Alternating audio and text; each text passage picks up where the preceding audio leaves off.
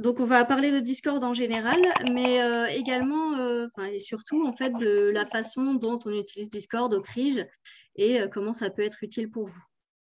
Donc, ça va être l'occasion, en fait, si ce n'est pas encore fait, ça va être l'occasion aujourd'hui de éventuellement créer votre compte ou même télécharger Discord. Et je vais pouvoir, du coup, s'il y a besoin, vous accompagner sur les différents points. Il ne faudra pas hésiter à m'interpeller, en fait, dès que vous avez une question. Après, si vous avez des problèmes techniques qui sont vraiment bloquants, on pourra éventuellement aussi en rediscuter après. Il ne faudra pas hésiter à me contacter ou même juste après la présentation d'aujourd'hui. Alors, pour vous expliquer rapidement ce qu'est Discord, en fait, c'est tout simplement une plateforme d'échange entre utilisateurs. Donc, ça permet en fait des échanges textuels et vocaux. Il y a deux grands types de messages en fait sur Discord. Vous allez avoir les messages privés et des messages dans des groupes, dans des espaces de discussion communs qu'on va appeler des serveurs. Donc en fait, c'est un outil un peu à la croisée des chemins entre un chat et un forum. En fait, au départ, cet outil-là, il était essentiellement utilisé par des gamers, donc des joueurs de jeux vidéo. Et c'est encore le cas d'ailleurs, hein, c'est beaucoup utilisé par des joueurs de jeux vidéo. Et par contre, surtout depuis le confinement, le premier confinement, en fait, il y a eu une audience beaucoup plus large. En fait, il y a beaucoup plus de gens qui utilisent cet outil.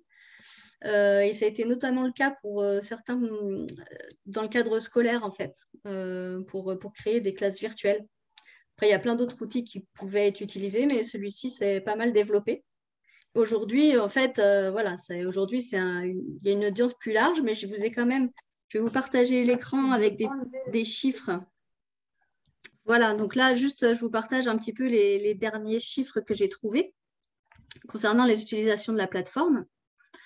Donc, on est à 7,9 millions d'utilisateurs mensuels. Et c'est encore 70% des utilisateurs qui sont des joueurs de jeux vidéo. Voilà, donc, et en termes de tranche d'âge, il y a 15% des 15-24 ans qui utilisent quotidiennement Discord. Donc, ce n'est pas le premier réseau social, on va dire, qui est utilisé par les jeunes, mais ça se développe de plus en plus. Et par contre, en termes plus global, maintenant, il y a une audience vraiment plus large parce que ça rejoint un petit peu l'idée d'un forum de discussion. Tout d'abord, vu qu'on n'est pas très nombreux, je voulais savoir si quelqu'un avait besoin qu'on voit ensemble comment installer Discord. Parce qu'il y a plusieurs façons, en fait, d'utiliser Discord.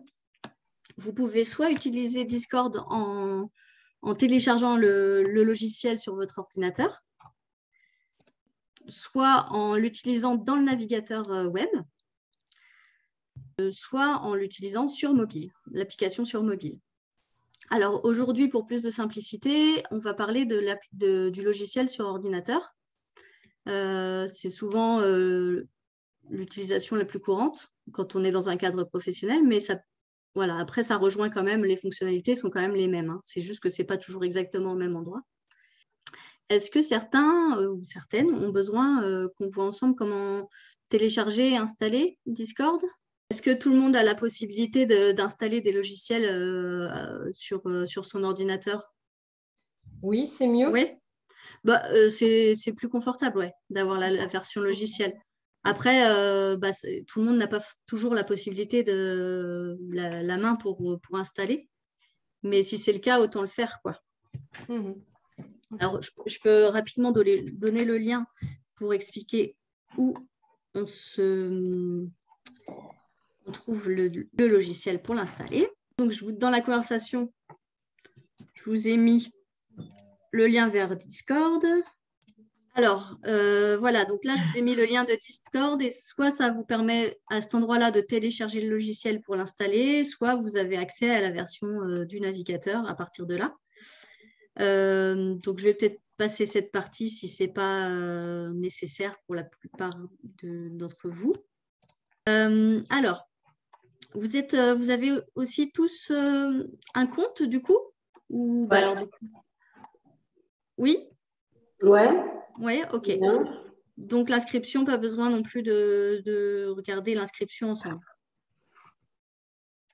Alors juste, si vous avez déjà tous un compte, en fait, pour que ce soit plus confortable, pour qu'on se reconnaisse un peu sur le serveur, alors moi, c'est sûr que pour l'instant, je ne connais pas grand monde dans les différents réseaux, mais de toute façon, c'est quand même plus facile pour les discussions quand on a un petit peu respecté certaines règles de nommage pour son pseudo, pour bien se reconnaître.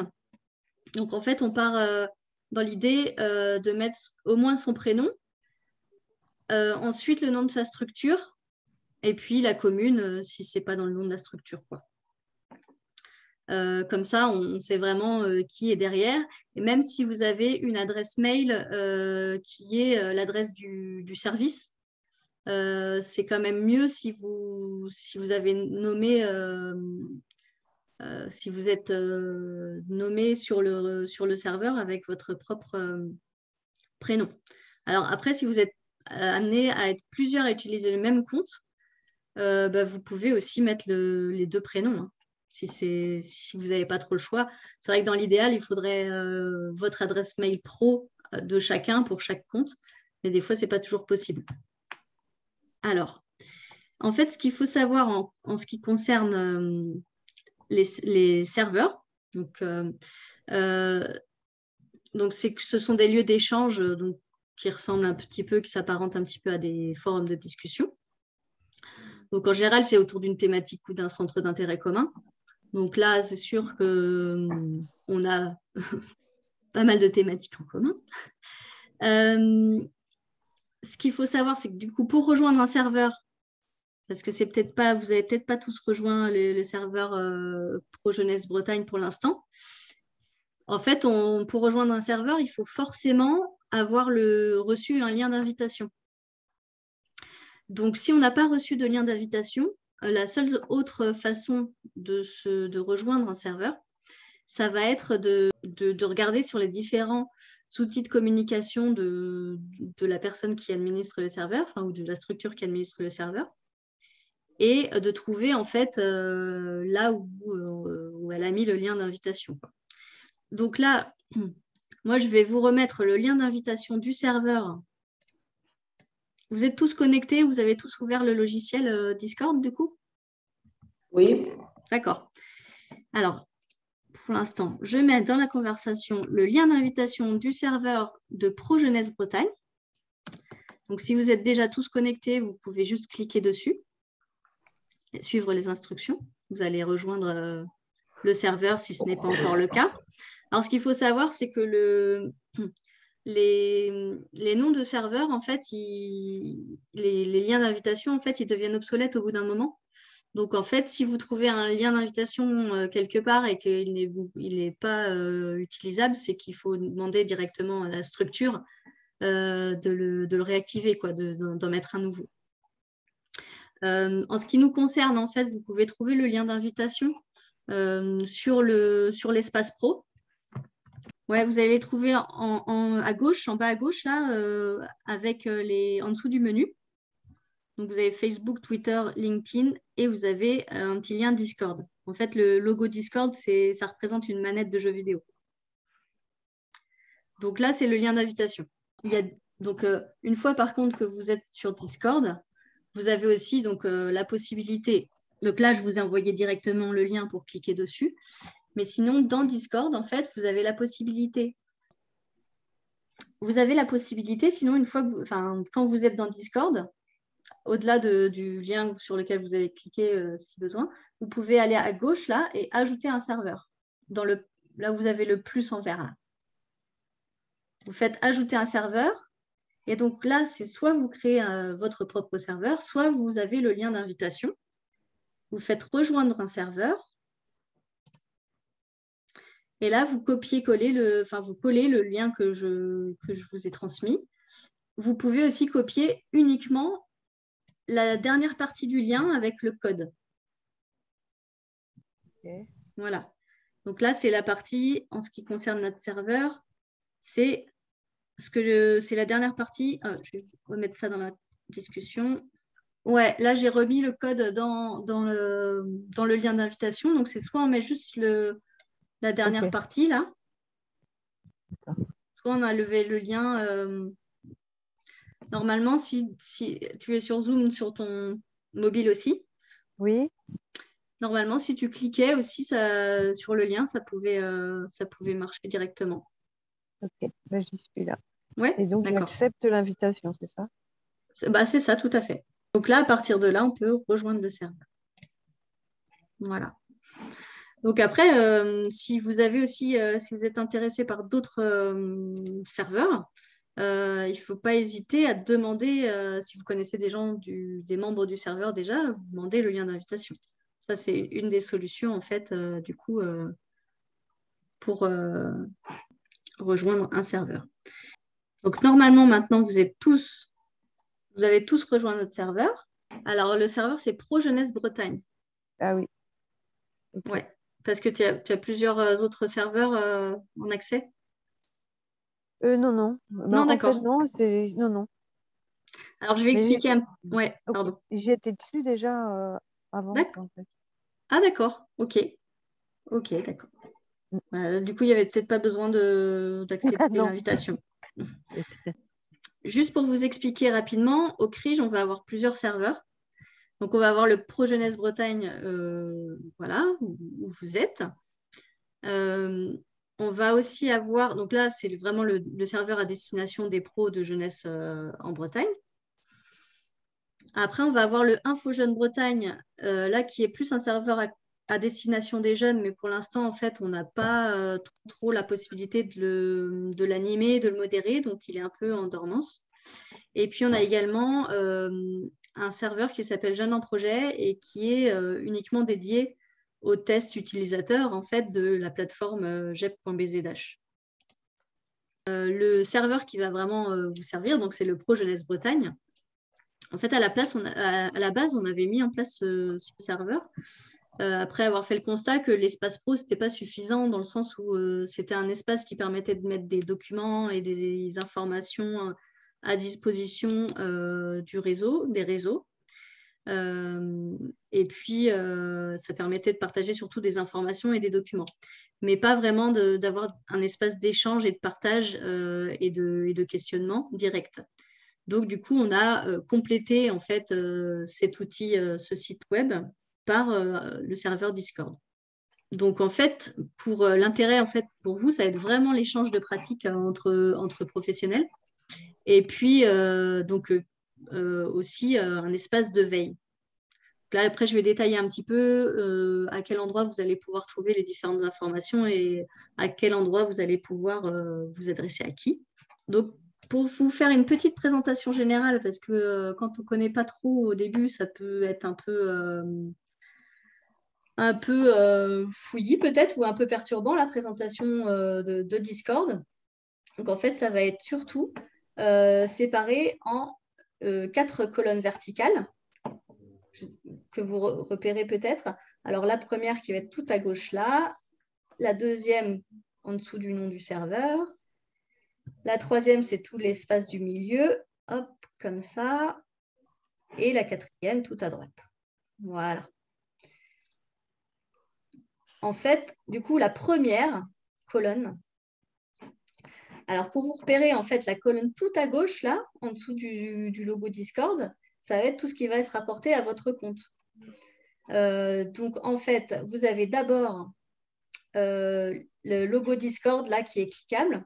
Donc là, c'est l'accueil et en fait, ça vous donne l'accès en gros à vos messages personnels et vos contacts personnels. Donc, c'est les messages privés à cet endroit-là. Ensuite, dessous, vous avez la liste de tous les serveurs auxquels vous avez accès. Donc, moi, j'ai accès qu'aux 3 serveurs du CRIJ. Après, cette liste, elle n'est pas du tout limitée, en fait. Vous pourriez très bien avoir une liste très, très longue, déroulante, de plein de serveurs différents. Ça va être le cas pour les gens qui jouent beaucoup à des jeux vidéo et qui ont accès à plein de choses différentes. Alors, dans votre cas, ça ne va peut-être pas être nécessaire ou ça ne va pas forcément être le cas. Voilà, donc là, c'est vraiment la liste des serveurs. Ensuite, l'autre colonne, donc, hop, je reviens. La deuxième colonne, donc ça, là, vous avez toutes les informations du serveur en lui-même. Donc, le nom, l'accès aux paramètres, et puis après, tous les canaux de discussion dans le serveur. Et en bas de cette colonne, vous avez l'accès à votre profil, en fait. Vous avez votre petit avatar, votre nom et pseudo. Et puis, les différentes fonctionnalités qui sont liées à votre compte. Donc, vous pouvez rendre muet le serveur, mettre en sourdine. Et puis, vous avez accès à vos paramètres utilisateurs. Donc, c'est là, en fait, si vous avez déjà créé votre compte et que vous n'avez pas, par exemple, mis le nom de la structure, là, vous pouvez changer sans problème. Vous avez aussi, là, vous voyez, en fait, mon pseudo. Et le pseudo de quelqu'un sur Discord, en fait, il est toujours suivi d'un hashtag avec des chiffres. Donc, si vous voulez inviter quelqu'un, en fait, il faudra avoir ce nom-là. Enfin, ces chiffres-là après le nom du pseudo. Donc, il faut avoir le nom complet, quoi. La colonne du milieu, la plus importante, en fait, c'est vraiment l'espace de discussion. Donc, c'est là où vous pourrez vraiment échanger, mettre vos messages. On reviendra aussi plus tard pour voir comment on peut un peu enrichir ces messages. Et la colonne de droite, ça va être l'accès à toutes les personnes en fait qui sont sur le serveur. Après, vous avez en fait, selon les canaux de discussion, vous n'avez pas forcément accès à la même liste de personnes parce que tout le monde n'a pas accès à tout. Et vous avez en premier à droite donc les gens qui sont connectés. Donc là, on est déjà pas mal. Puis les gens, donc on voit toutes les personnes qui sont en clair sont connectées. Puis après, il y a les personnes qui sont un peu plus foncées là, qui sont hors ligne. En fait, il faut savoir que sur ce serveur, j'ai regardé tout à l'heure, on est 275 à peu près. Donc, il y a du monde. Et en fonction des canaux de discussion, en fait, vous allez avoir une liste qui peut changer en fonction de qui a accès à quoi. Donc ça, je vais revenir un petit peu plus précisément dessus. Voilà, donc, et vous avez également une petite partie en haut à droite où vous avez en fait l'accès aux différents fils de discussion. Là, il y en a, en fait, là, pour l'instant, il y en a pas. Alors, attendez, c'est là où il y a le plus. Pour l'instant, il n'y en a qu'une. Vous avez ensuite accès à vos différentes notifications, aux messages épinglés. On pourra revenir dessus si besoin. Pour l'instant, je vais vite sur les grandes fonctionnalités. Les messages épinglés, en fait, c'est les messages que vous avez souhaité enregistrer en fait, pour un accès rapide. Donc ça, c'est commun à tout le monde. Si quelqu'un épingle un message, en fait, tout le monde va pouvoir y avoir accès rapidement. Ça peut être intéressant pour garder en mémoire une info importante, quoi. Et ensuite, vous avez la possibilité de masquer la dernière colonne. Vous avez également une possibilité de rechercher dans les messages, voir vos messages directs et puis l'aide. Voilà. Je reprends en écran complet. On va parler maintenant des canaux de discussion. Donc, en fait, les canaux de discussion, c'est ceux auxquels vous avez accès à partir de la deuxième colonne. Donc là, sur la gauche. Donc, vous voyez que vous avez un certain nombre de mots, de noms. Alors, je vois qu'il y a Patricia dans un canal vocal. Pas de souci, on va parler de ce canal vocal aussi après. Alors, il y a différentes choses. Vous allez donc vous repérez les canaux de discussion en fait avec les noms et en fait c'est toujours avec soit avec un dièse à côté, soit avec un haut-parleur. Donc en gros c'est les deux grands types de canaux de discussion qu'on va trouver sur Discord. Et on peut également, l'administrateur du serveur peut également créer des catégories de salons. Donc nous, c'est le cas. Donc on a créé une catégorie modération, mais surtout une catégorie bienvenue, groupe de travail, une catégorie Info Jeune Bretagne et une catégorie promeneur du net. Ce qui nous a permis en fait de créer des canaux de discussion soit généralistes, soit vraiment destinés à chaque réseau ou à chaque sujet de groupe de travail. Normalement, en fait, un nom de serveur, vous allez avoir un nom qui va être plutôt parlant. Vous pouvez, par rapport au contenu en fait, que vous allez y trouver. Vous pouvez avoir en fait un petit picto à côté. Voilà. Vous avez donc forcément le dièse ou le haut-parleur, un petit picto et le nom après. Alors, au-delà de ça, vous allez avoir différents accès en fait. Donc, vous allez avoir différents accès à ces canaux de discussion. De base, sur notre serveur, vous allez avoir accès à tous les canaux de discussion qui sont dans la catégorie bienvenue. Alors, vous voyez, là, vous pouvez repérer que vous avez accès public en fait. C'est des canaux de discussion publics. Parce que vous avez le petit dièse à côté ou le petit haut-parleur qui n'ont rien d'autre que ça. Il n'y a pas de cadenas dessus. Donc, comme je le disais, les petits dièses, ça correspond à des canaux de discussion textuels. C'est vraiment pour discuter à l'écrit. Et puis, les canaux de discussion avec des haut-parleurs à côté, ce sont des canaux de discussion vocaux. Donc ça, c'est la grande différence entre les deux. Et ça peut avoir vraiment un intérêt d'utiliser les deux, parce que là, les canaux de discussion textuels, en fait, vous allez vraiment avoir plein de sujets de discussion, plein de réponses, voilà. Mais si vous avez vraiment besoin de discuter en petits groupes, parce que vous avez vu, on est 275 sur le serveur, tous les canaux publics qui sont dans la catégorie bienvenue sont accessibles aux 275 personnes. Donc, du coup, il faut quand même penser aussi que ces 275 personnes-là vont voir les messages que vous postez dans ces canaux. Donc, ça peut être intéressant, mais ce n'est pas toujours l'endroit le plus judicieux, selon ce que vous demandez. Ou voilà. Donc, en fait, ça peut être parfois nécessaire, ça peut être intéressant en tout cas, si vous avez besoin de vous discuter, vous lancez un sujet et que vous avez besoin de discuter avec 2-3 personnes ou vraiment un petit comité restreint, vous pouvez très bien passer à ce moment-là dans un canal vocal. Et pour se connecter au canal vocal, en fait, c'est très simple, il suffit de cliquer dessus. Et là, vous êtes connecté. Donc, vous voyez, en fait, quand vous cliquez sur un canal vocal, vous voyez que vous êtes dans la liste des gens connectés. Alors là, pour l'instant, je suis toute seule. Et en fait, en bas à gauche, là, vous voyez que c'est marqué « Voix connectée ». Et donc, comme sur Zoom ou un autre outil, vous pouvez utiliser la vidéo, partager votre écran. Voilà. Et ensuite, il faut bien penser, par contre, quand vous ne pouvez pas vous connecter à plusieurs canaux vocaux en même temps. Forcément, si vous passez de l'un à l'autre, ça va vous déconnecter de l'un pour vous connecter à l'autre.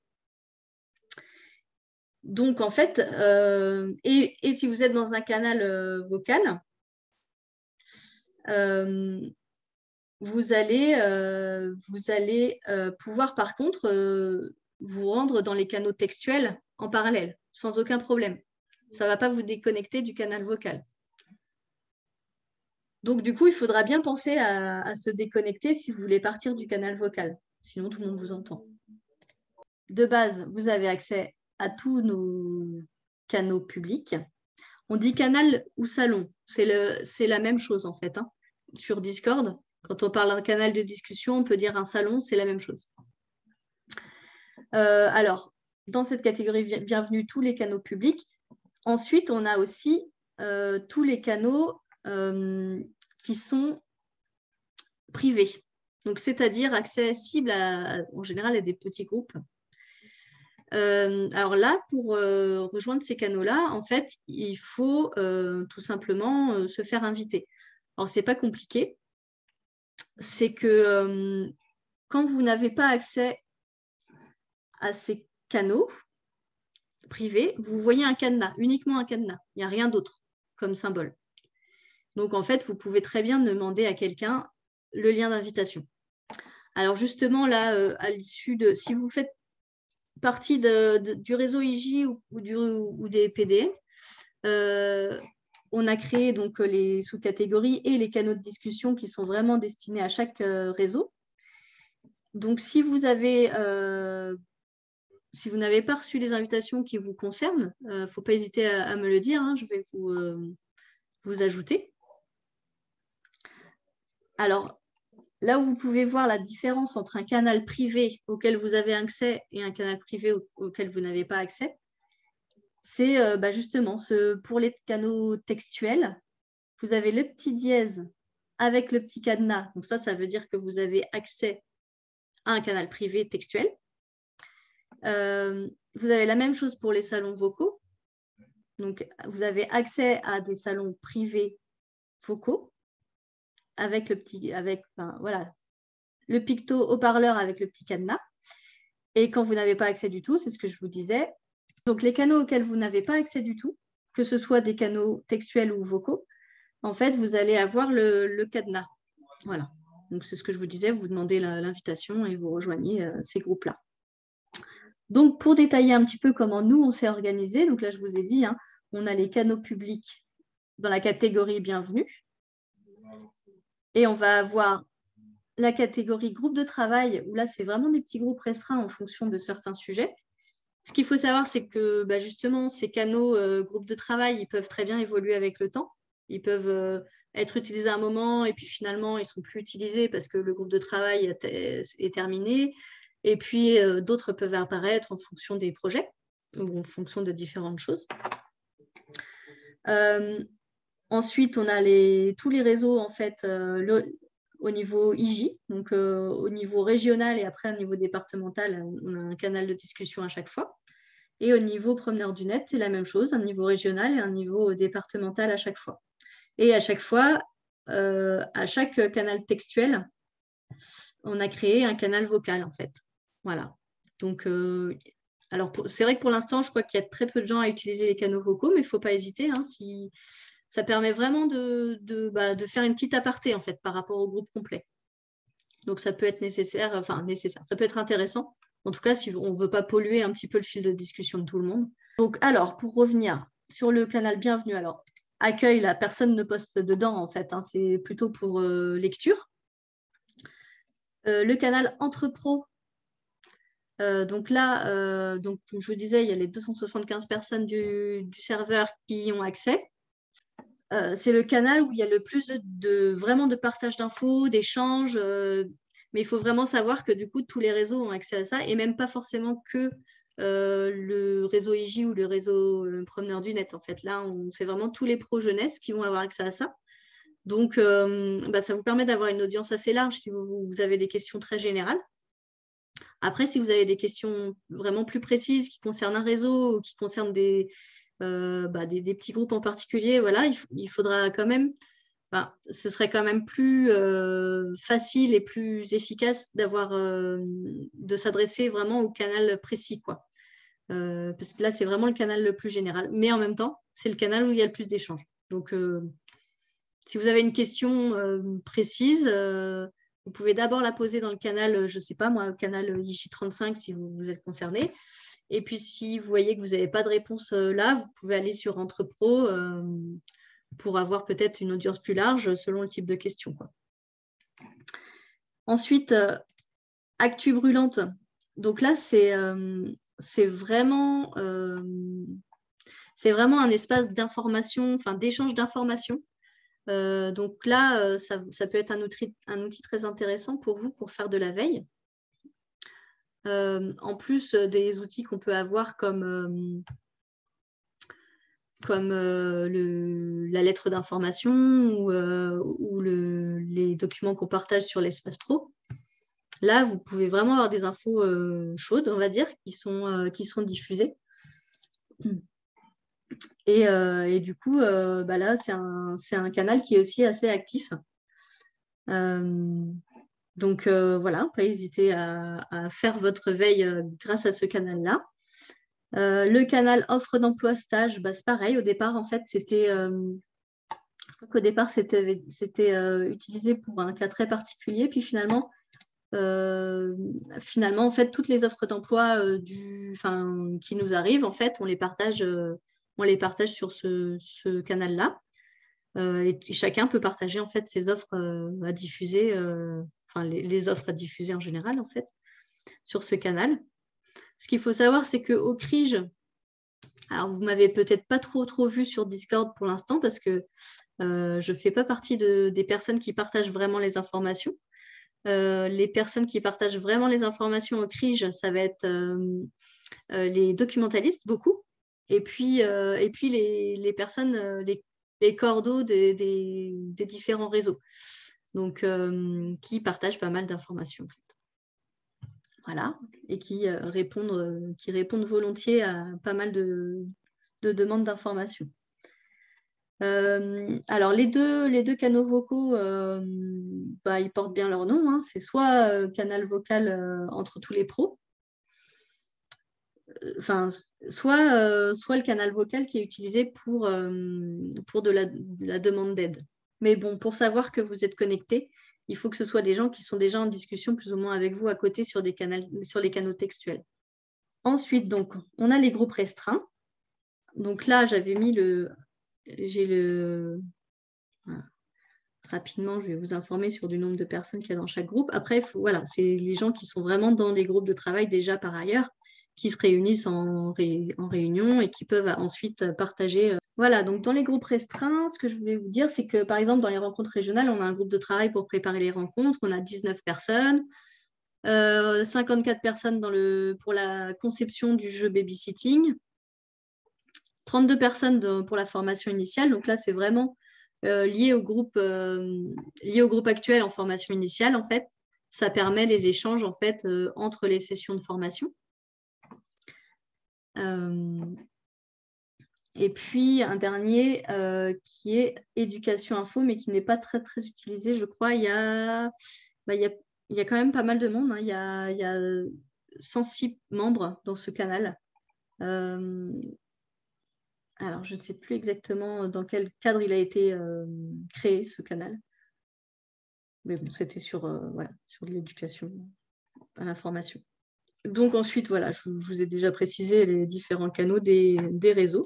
Alors, est-ce que vous avez ceux qui sont dans le réseau IJ ou dans le réseau Promeneur du Net, est-ce que vous avez eu les invitations dans les canaux qui vous concernent? Vous faites partie déjà des canaux, ceux qui étaient déjà inscrits? Ouais. Noël, c'est bon. Oui, pour ma part, oui. Ouais. Alors, il y a les canaux publics, là, il n'y a pas besoin d'invitation. Après, c'est les groupes restreints, ça dépend un petit peu si vous faites partie déjà de groupes de travail par ailleurs. Ouais. Et puis ensuite, c'est les réseaux, en fait. Donc, le réseau IJ au niveau régional, le réseau IJ au niveau départemental. Et puis, sinon, promeneur du net au niveau régional et promeneur du net au niveau départemental. Donc, selon ce qui vous concerne, quoi. Si vous n'avez pas de questions là à ce stade, je vais présenter un petit peu comment on discute dans un canal textuel. Donc, en fait, vous avez plusieurs façons. Alors, ça va se passer dans la partie centrale, donc vraiment ici. Vous pouvez passer d'un canal à l'autre, comme je vous l'ai déjà dit. Donc, à chaque fois, vous avez une discussion qui est différente, quoi. Donc, ça se passe en bas, là, dans la petite ligne, pour taper vos messages. Après, vous avez plusieurs façons d'enrichir un petit peu vos messages. Vous pouvez, par exemple, ajouter un lien. Alors, pour ajouter un lien, en fait, il suffit de le copier-coller. Je vais prendre un lien. Le partager, en fait, comme ça. Et après, vous avez, en fait, la possibilité de supprimer l'encadré ou de supprimer le lien. Donc, si on coche la petite croix, hop, on peut supprimer ce qu'on vient d'ajouter. Donc ça, c'était l'encadré du lien. Et on peut supprimer le message également en cliquant. Donc ça va être vrai pour tous vos messages. Quand vous passez juste la souris dessus, vous avez les 3 petites icônes à droite et vous allez pouvoir supprimer votre message. Je vais revenir sur le reste des fonctionnalités après. Vous pouvez également mentionner tout un canal. Par exemple, si vous voulez parler d'un canal en fait, de discussion dans la conversation, vous ajoutez un hashtag et vous voyez là la liste de tous les canaux en fait qui sont accessibles. Donc vous choisissez, voilà, donc ça va faire référence à un canal en particulier dans votre message. Mais c'est tout ce que ça va faire. Hein. Ça ne va pas faire de notification particulière, ça va vraiment juste vous permettre d'afficher la liste des canaux qui existent et de choisir duquel vous voulez parler. Par exemple, vous parlez d'une info qui peut être trouvée à tel endroit dans tel autre canal, bah, vous parlez de l'info, puis vous voyez, vous pouvez le trouver dans tel canal. Vous mettez hashtag et vous avez la liste. Si vous voulez écrire votre message et le mettre un petit peu en forme, donc là, vous écrivez votre message, et là, vous le sélectionnez, et là, vous avez toute une série de petites fonctionnalités pour la mise en forme. Alors là, c'est vraiment assez basique. Vous avez pour mettre en gras, en italique, le barrer, le mettre en citation. Là, c'était le mettre comme du code, en fait. Hein. Ça fait des guillemets. Et ça, je ne sais plus exactement. Ça fait différentes mises en forme. Donc là, ça l'a affiché comme avec une typographie un peu comme du code. Donc, ce n'est pas forcément très utile, mais dans le cas qui nous concerne. Mais voilà, c'est pour de la mise en forme de texte. Vous avez aussi la possibilité, en cliquant sur le plus, de rajouter un fichier à partir de votre ordinateur. Ça peut être intéressant si vous voulez partager un document. Donc, voilà, tout simplement, vous cliquez, puis vous avez accès à vos documents, et puis vous choisissez, et ça l'ajoute. Par exemple, je vais choisir un petit exemple. Voilà. Comme ça, donc ça l'ajoute de cette façon-là. Vous pouvez toujours la supprimer. Vous pouvez la changer, la modifier. Voilà. Donc ça, après, le spoiler, ça ne nous concerne pas trop. Donc, dans cette barre de discussion, vous avez aussi la possibilité. Alors, l'icône cadeau, en fait, c'est des fonctionnalités un peu avancées de Discord. On ne s'en sert pas forcément au quotidien.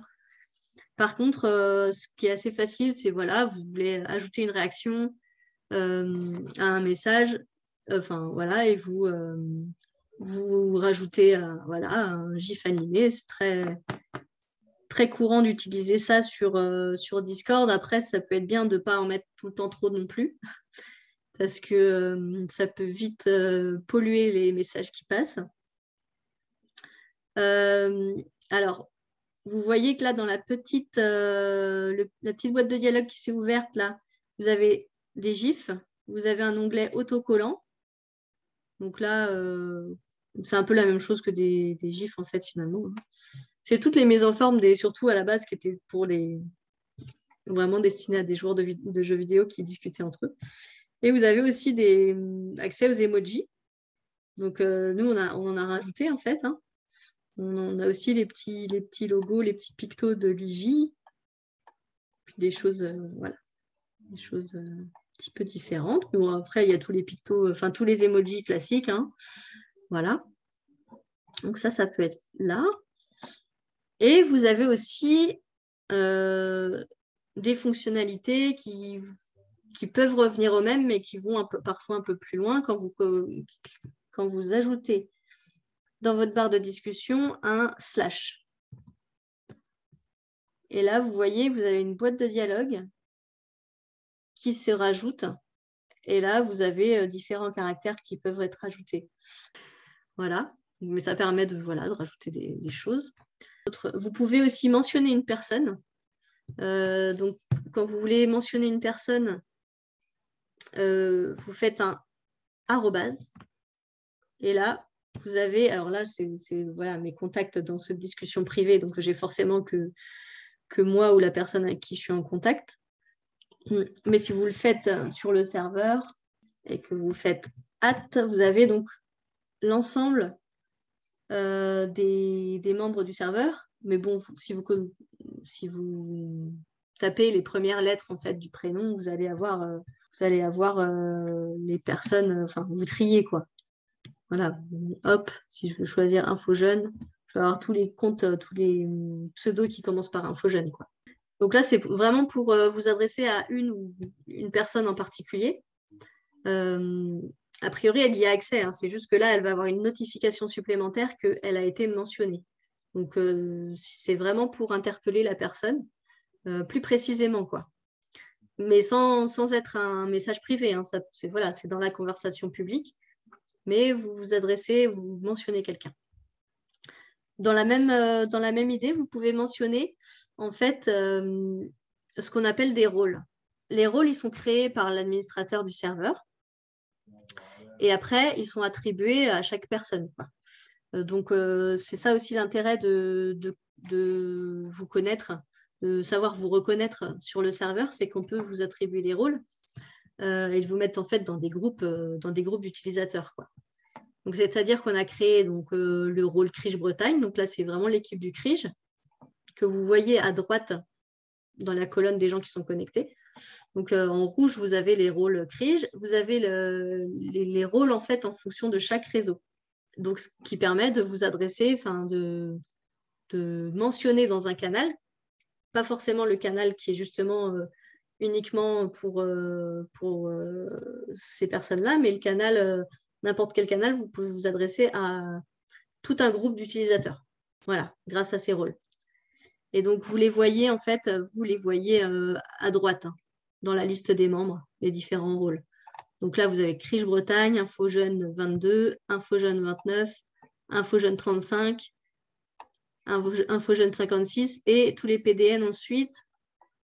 Et ensuite, vous avez les gens qui sont en ligne mais qui n'ont pas de rôle attribué parce que on n'a pas on l'a pas pris le temps de le faire, hein, tout simplement parce que il faut qu'on sache exactement qui c'est. Bon, là, on pourrait le faire, par exemple, pour Thérèse. Et après, vous avez tous les gens qui sont hors ligne. Mais pour savoir quel rôle ils ont, en fait, vous voyez la couleur qui est utilisée.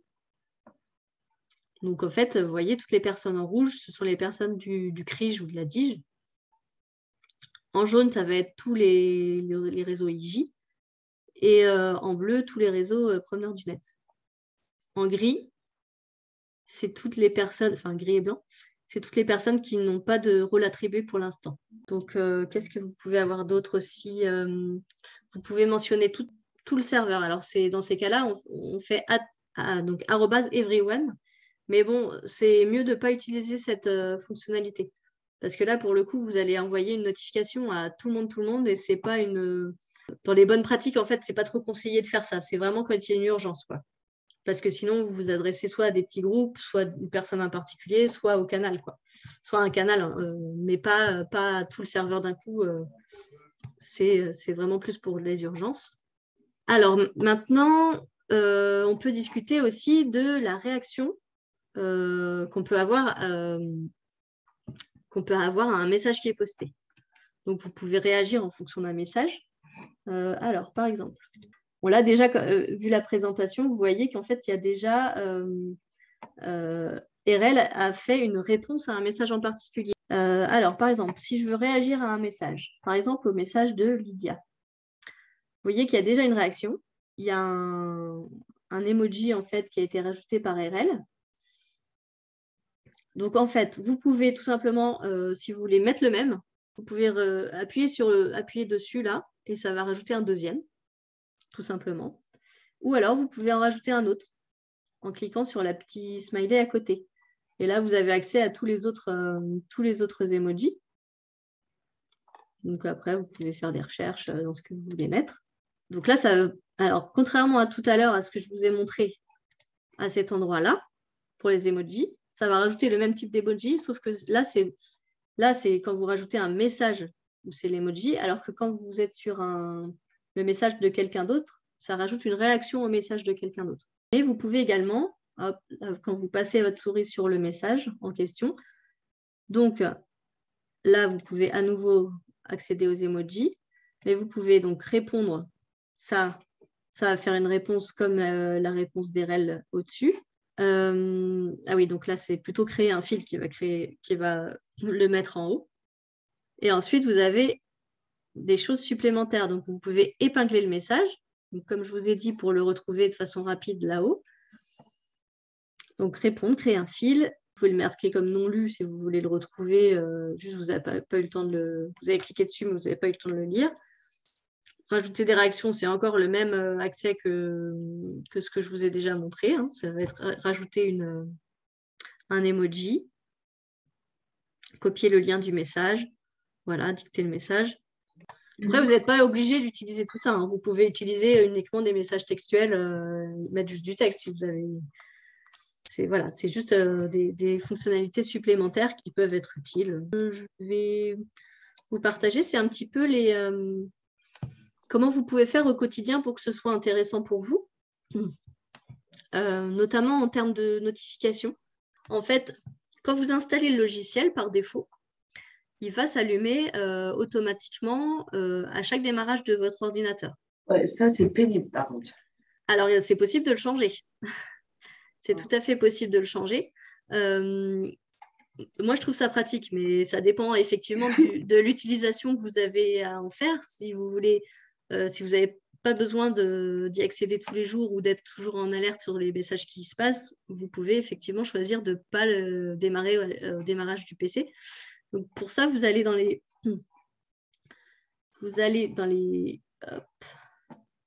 paramètres utilisateurs en bas à gauche. Et puis, vous avez une rubrique paramètres Windows. Et là, vous avez comportement au démarrage du système.